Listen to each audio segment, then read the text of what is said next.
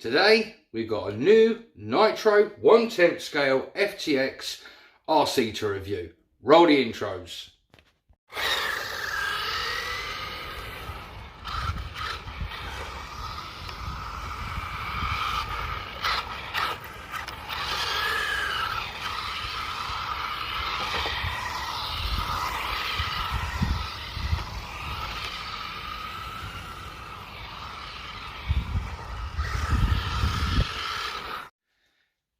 Hello YouTubers and welcome back to Chelmswood RC.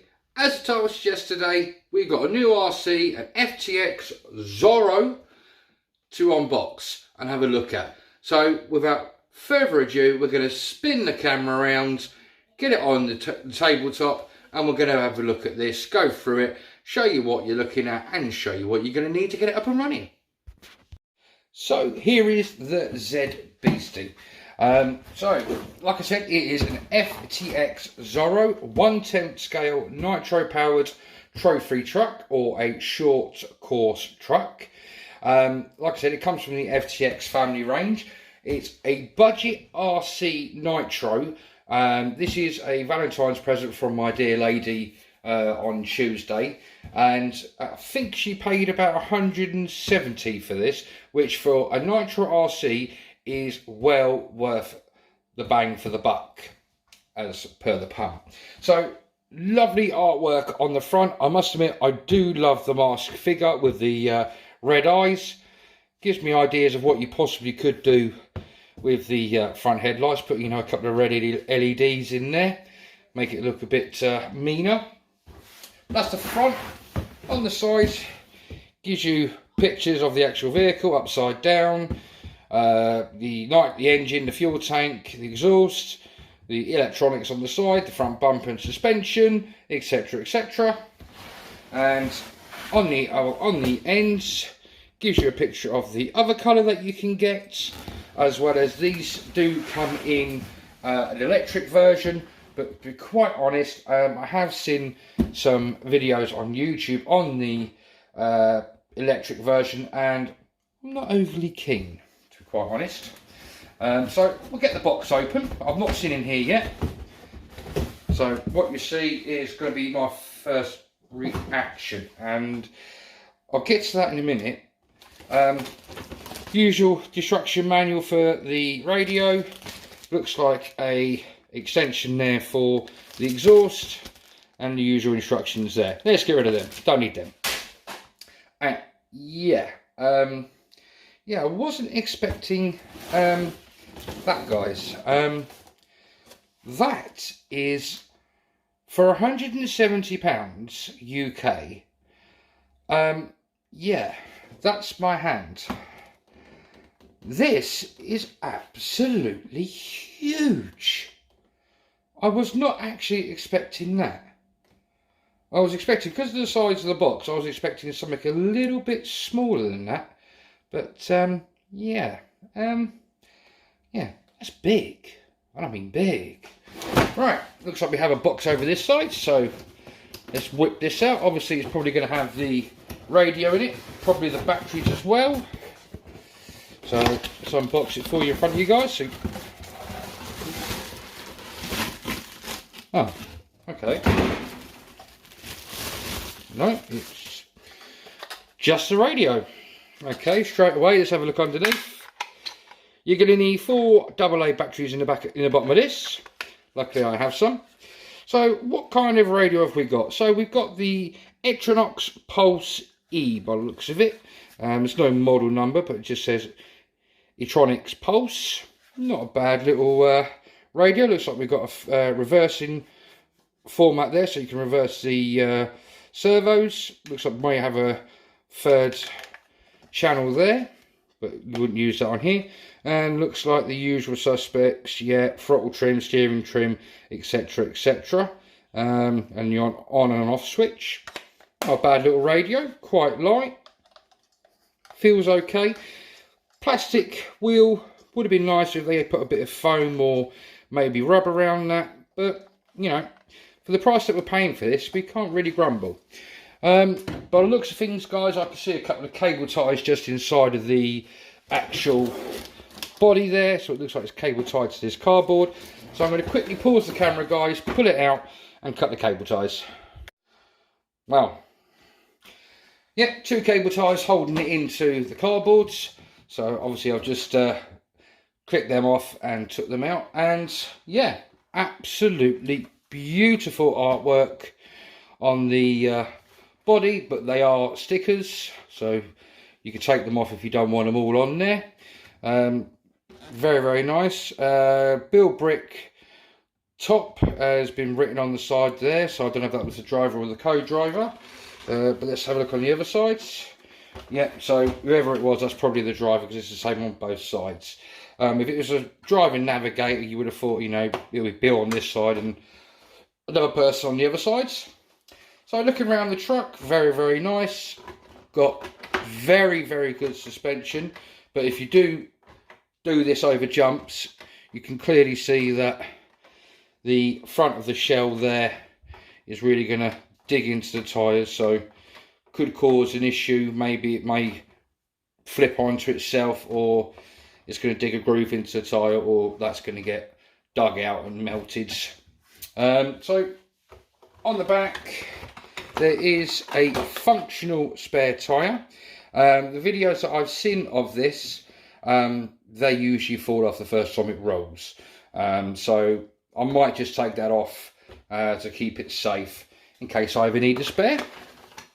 So I'm going to pull the pins off, guys, so we can have a look under the hoods. Now, like I said, guys, as you know, I've only recently just got back into the RC hobby, and for some reason this does not want to come off. Quite stiff to come off, guys. So absolutely lovely roll cage on the insides, plastic insert there for the driver and co-driver, but yeah, pretty tough roll cage there. And to be quite honest, that's actually quite heavy, so it's putting some nice bit of weight onto the vehicle. The vehicle itself, it has full, oh no, they are plastic, 4 bore shocks, oil filled front and back. It has a sway bar just here at the front, and it's got the usual dog bones for the driving mechanism and the usual top and bottom for the suspension. Working our way to the back from the front ends, or should I say the back end, sorry. You've got a waterproof servo box, or so they say, receiver box. Pull start engine, which is a, I believe, a 3cc Force 18. And I do believe you can actually change the pull start to a roto start. It is an optional, not an optional, but it's a aftermarket part that you can put on there. Would I possibly put a rotor start on there? It's quite tight to get one in there unless it's started from the top side there. You wouldn't be able to get a rotor start really well through the back end like you would a HPI Savage, or if it's in there, might be okay. Something I could look into in the future. Feels a plastic exhaust pipe with, like I said, the Force 18 engine. Like I said, it is 3cc, which is equivalent of 0.18 cubic inches. Like I said, waterproof receiver box, the on-off switches there. You've got a steering servo there, sorry, a throttle servo there for the steering, for the throttle and brake, which is at 3 kg force. And I think you possibly got the exactly same one on the front for the steering. What's the steering like? Sounds like plastic gears in the servos. Would I upgrade them? Not really. As long as they work, that should be fine. But inside the servo box, you're going to have to get a couple of screws out of there to get the box out. Now, I know in there is the usual 4 AA block for the batteries, but I will be putting a hump backing onto this. Nice size fuel tank, probably about 70 to 100 cc's of fuel inside there. Like I said, it's a 4-wheel drive from the front, and spin it over to the bottom. Yeah, looks like definitely a 1-speed gearbox. If you can get a right hand side starter box, then looks like we could quite easily start this on a starter box. But the suspension seems nice and firm, pretty springy. Front and back bumpers seem like they've got pretty much spring in them, so obviously if you do take a front end hit or a back end hit, if you're in a slide, obviously they're going to take quite a bit of pressure off of the actual car itself. Looks like about 3 or maybe 2 millimeter thick aluminium bottom plate. I have already looked, and this is a plastic piece here. You can get an aluminium version, which I will be replacing maybe in the next few weeks. So that might be a little how-to video. Like I said, guys, £170. That's what you get, the radio and the car. Get no batteries or anything like that. So you are going to need batteries for the receiver, unless you decide to put a humpback in there, and 4 AA's for the radio. So you're going to need 8 AA batteries. You're also going to need, if you're getting into the hobby, a glow star. My glow star is the Fast Tracks 21 milliamp glow star, which is 12 volts. And you also, sorry, not 12 volts, I think it's 1.2 volt if I remember rightly. Yep, sorry, 1.2 volt that is, not 12. And what I run my cars and buggies on is 25mm Optimix RTR Opti fuel. Good fuel this. I've done about 3 or 4 tanks now in my HPI Bullet, and it's going very well and actually does enjoy drinking that fuel. But yeah, all you're going to need to get this up and running is, like I said, the glow star, the fuel, batteries, and you've got yourself a good little car. And for what, probably about, I don't know, 190 for the fuel and the glow star, maybe 200s, plus the car and radio. Not a bad little beginner's item.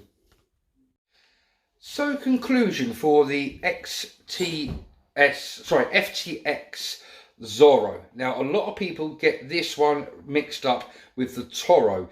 It is an old Toro, kind of shape, but it has been modernised and has now been called the Zorro, because there was, I believe, a company in Europe that had a company name of Toro, and they got a bit peeved off with FTX calling one of their cars a Toro, so FTX have had to change the name. Bit of a legal reason there, but I'm not going to go into that because I don't get into politics. What do I think? Well, I think you saw from my reaction when I opened the box that it is a pretty large RC for your money. Like I said, it's only a 3cc engine, a Force 18, perfect for a beginner to learn in Nitro. If you want to take the step from electric up to Nitro, looks like it's going to be an absolute epic little beginner's truck there. I'm not a beginner. I have had Nitro cars in the past. I do know what I'm doing, but I am relearning a few little bits and pieces along the way.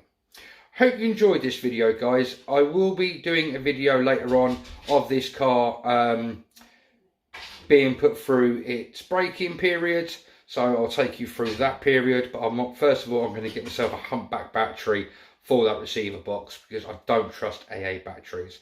With AA batteries, you can put them in brand spanking new, use it that day, put it away for a couple of weeks, you go back to it in a couple of weeks time, those batteries could be flat, you don't realise, you send your car off down the road and straight away you've got to run away.